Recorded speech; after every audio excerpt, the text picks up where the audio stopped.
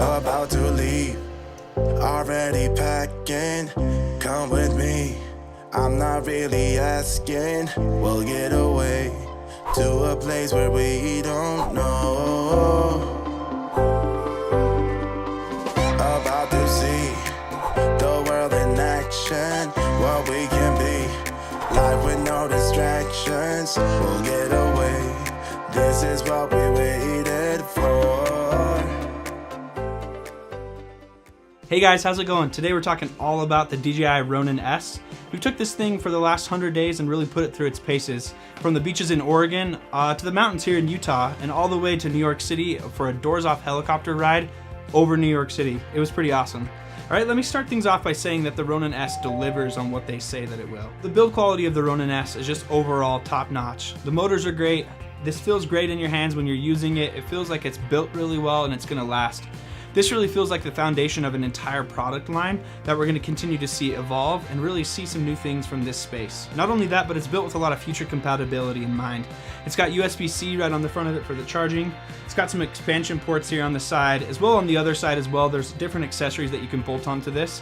Though we're yet to see all those accessories be announced from DJI, we've been waiting for kind of a while, let's be honest. There's a lot of exciting rumored accessories that are coming out for this. So the Ronin-S really works well with all of the cameras that are in this realm. This is the lower end cinema camera, mid-range to high-end DSLR range.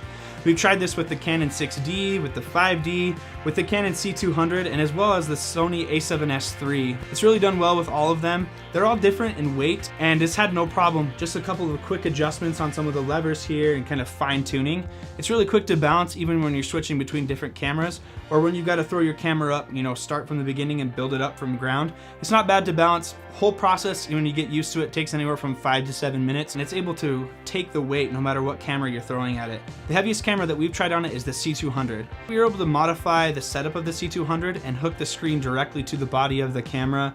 We moved the weight around a little bit. On the side of the Ronin-S, there's actually an expansion port or a place that you can mount things. As you can see here, it's actually a really great option. You've got both hands being able to use the camera. You can hold it in one in each hand and just kind of gives that extra level of smooth, fluid movement that you can really, get some great shots with this, as well as it gives you the control. You've got all of your thumb controls right here on the thumb that you can make sure that you can, switch your aperture or whatever setting that you're looking for on the C-200.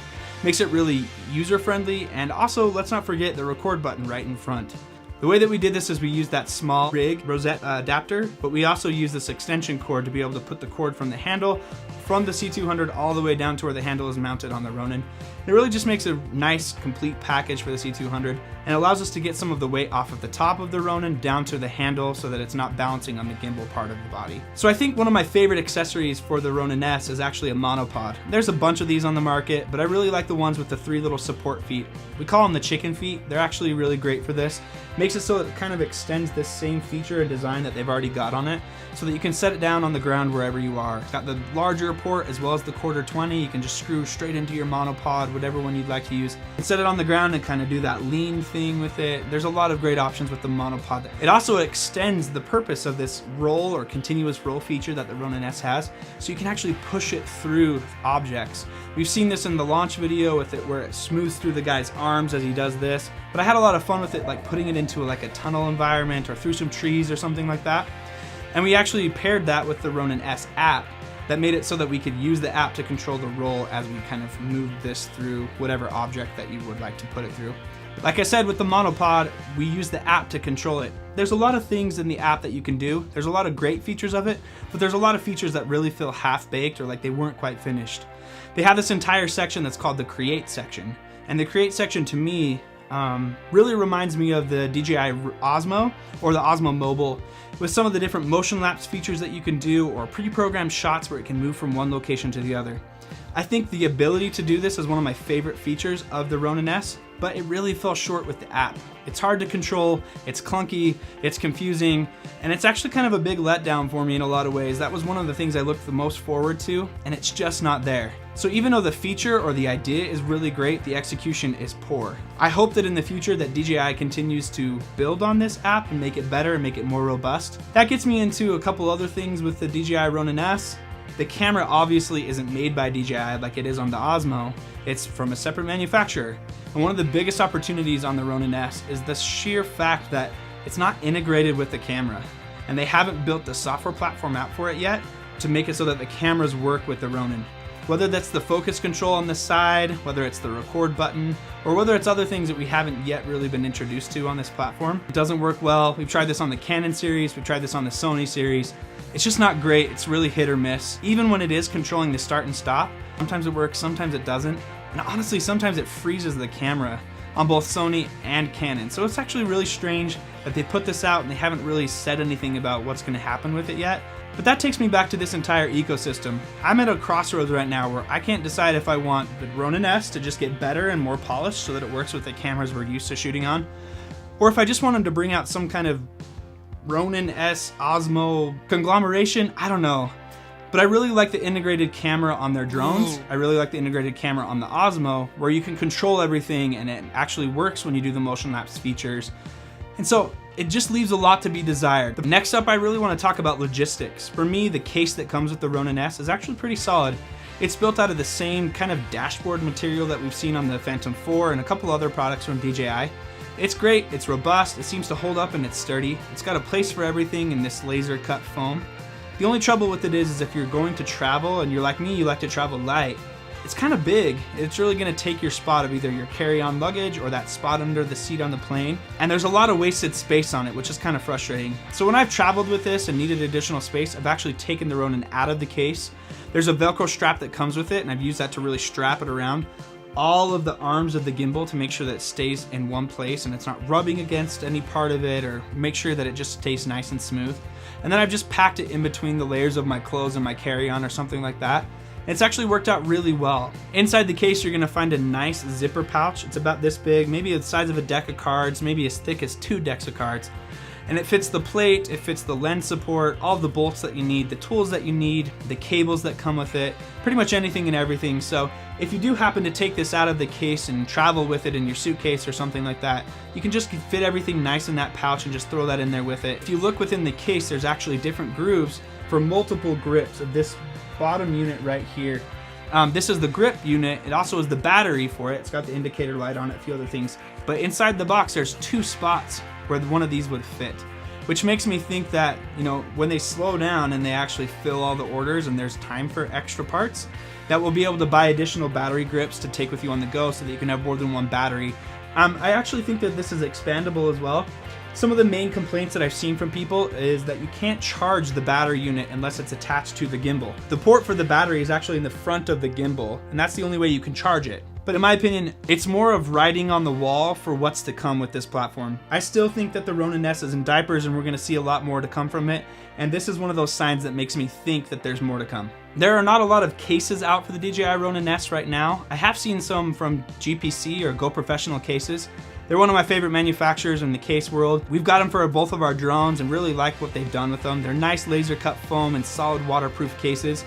They've got one of them coming for the Ronin S anytime now. They've talked about how the ability you'll be able to kind of lay it down with the camera attached or some kind of option like that. We'll see what comes with those. But I am looking forward to see what GPC does with their case. Next up, I want to talk about kind of the function and the usability of this device. Whether it was in the mountains here in Utah, on the coast in Oregon, or for sure when we were in New York, we put this through its paces. The DJI Ronin S has 3 different modes. I've set it up so my first mode is a slower mode, the second mode is a faster mode, and then the third mode I have all of the different options disabled except for that infinite roll, so that you're able to either jump between a slower movement, a faster movement, and then really get that nice continuous roll shot when you need it. There's one other mode that if you hold down the M button on the Ronin S, it puts it into what's called sport mode. And I've actually been really happy with the sport mode on this. You're able to change the different settings, whether it's the deadband or the speed, and really cater this to what you're doing. So if you're in a close kind of handheld proximity style point blank shoot, you can actually use the gimbal and it keeps you that nice smooth look, but also kind of that frantic handheld motion, and it's able to keep up.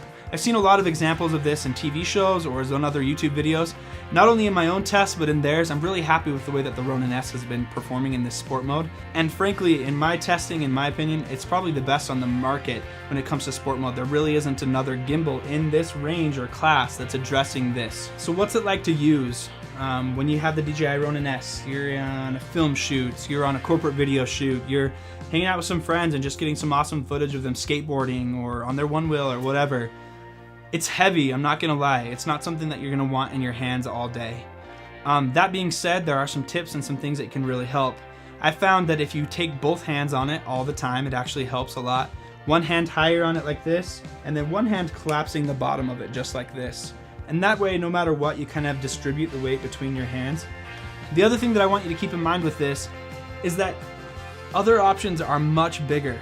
So though it may seem like it's nice and heavy, I mean, we're looking at a Ronin 2 or a Movi or something larger if you want something similar. And I actually really like the Ronin S package. I mean, obviously there's other manufacturers like the Crane and a couple other companies that are making these, but they don't quite have the build quality or the stability or the strength in their motors that I expect out of a product like this. A lot of times in those environments, you don't have a choice but to move from one scene to the other, to the other, to the other. And it's not always easy to turn the gimbal off and just kind of let it hang. It's actually kind of scary to do that with your camera depending on what setting you're on. So I ended up using the Ronin and the shots that we needed, and then I would just leave it on. I would literally walk around the city or walk around the locations with it balanced still because I wanted it to continue to take care of the camera and I wanted to be able to move from one point to the other. So it was awesome to go throughout the entire day and have it do that. Which is just something you can't say about every product. I feel like when you're on a film shoot, especially when you're running gun or maybe a couple guys show, you're always worried about whether the camera battery is dying or you're out of memory or you're out of battery here or you didn't do this or what, you didn't get a filter or whatever it was. It's nice to have a product that actually maintains its battery throughout the entire day of shooting. So I think to recap, the Ronin S, I absolutely 100% hands down give the top dog spot in this category. There are some opportunities, for lack of a better term, they're just in beta still. They released them before they were fully ready. Outside of that, it's got a lot of power, it's got great battery life, and it's straight up functional. There's a lot of great usability features in this. They thought this through and put this product to the test, and it shows in their work. It's just such a distance between any other product in this space.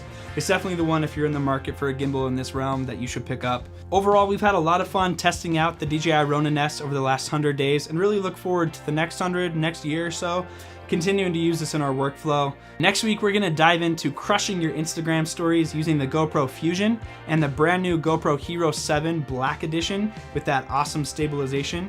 We're gonna walk you through some of the tips and tricks to be able to use the overcapture feature on the Fusion and kind of show you what it's all about with this brand new GoPro and if it's actually usable with this gimbal-less stabilization. So that's what you can expect from us next week. Definitely check that out. If you like this video, go ahead and drop us a like, slide that finger down and give that subscribe button a tap. Give it a little tappy. Tap, tap, tap. Waterboy style, maybe?